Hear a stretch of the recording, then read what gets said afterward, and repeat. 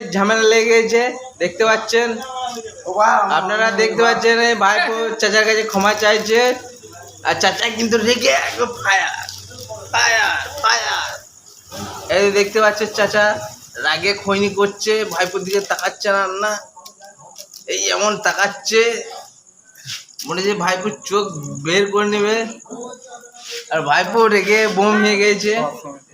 এই যে ভাইপো মুচকে হাসি দিচ্ছে বলেছে একবার। এই যে চাচা, আর এই যে চাচা একটু ভাইপো একটু বলেই ফেলেছে, নাহলে ম্যাথন এত রাগ কিসের জন্য তোমার? না হ্যাঁ এটা কোনদিন বলতে পারবো না। এই মা আমি মনে হ্যাঁ? না আমি মনে গাধা ইমান নষ্ট করে দিয়েছে না না আমি গাধাটা নাই। কথাটা কেন বললি তুই? কি গাধা? বনের গাধা না মার মন গাধা মাল বন গাধা?